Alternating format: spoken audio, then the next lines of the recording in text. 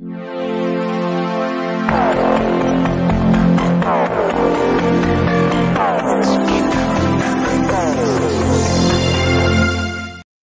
आता हे रुग्णालय आहे. या रुग्णालयामध्ये जवळजवळ 30 ते 35 कर्मचारी आहेत.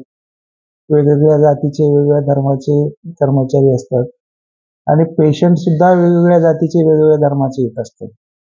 पेशंट हा काही कुठल्या डॉक्टरची जात बघून किंवा धर्म बघून येत नसतो आणि आपले ट्रीटमेंट, उपचार पद्धती, अत्यावस्थ रुग्णांना मिळणारा उपचार आणि प्रतिसाद याच्यावरच पेशंट येत असतात. आपण जर पेशंटकडे दुर्लक्ष केलं, पेशंटला ट्रीटमेंट जर व्यवस्थित नाही भेटली तर आपल्याकडे कोण येईल? हे आता कर्मचाऱ्यांना काही गोष्टी आपण त्यांचा टाइम टेबलची स्टिकअप राहणे किंवा टाइम टेबलनुसार ड्युटीवर येणे, ड्युटीवर जाणे, वेळेवर येणे, वेळेवर जाणे या गोष्टी आवश्यक असतात. वेळोवेळी मॅनेजर आणि माझ्याकडून त्यांना मार्गदर्शन असतात, परंतु त्याच्यातले काही कर्मचारी हे थोडं उनाडकी करणं, ॲब्सेंट राहणं, वारंवार सांगूनही सुधारणा न होणं अशा गोष्टी करत असतात आणि कोणाचं पेमेंट आम्ही ठेवत नाहीत. जे कोणी इथून गेलेले आहेत त्यांचे आम्ही इथलं आपल्या हॉस्पिटलमधून पेमेंट हे चेकनं पेमेंट मिळतं आणि चेकनं पेमेंट जातं. जे कोणी कर्मचारी आहेत त्यांना पेमेंट आपण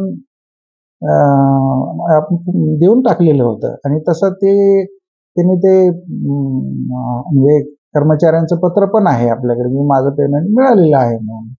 परंतु हे झाल्यानंतर ते 7-8-10 लोकांचं टोळकं माझ्याकडे येणं, दपटशाही करणं, खंडणी मागणं, 50,000 रुपये द्या आणि तुम्ही तुमचं हॉस्पिटल चालवायचं का नाही, चालवायचं असेल तर तुम्हाला पैसे द्यावे लागतील.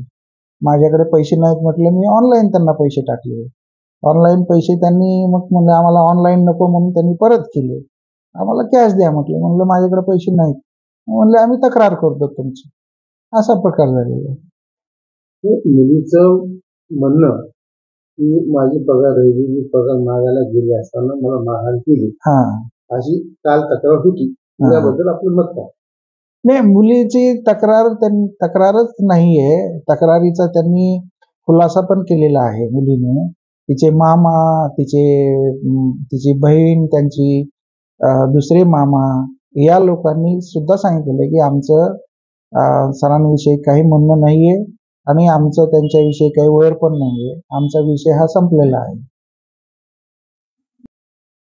एक तर ओपीडीचा टायमिंग चालू होता. सर पेशंट चेकअप करत होते. हे महाराष्ट्र सेनेचे काही लोक आले, एक 10-15 लोक येऊन इथं अरेरावीची भाषा केली. त्यांचं विचारण्याचं वगैरे काही हे नव्हतं.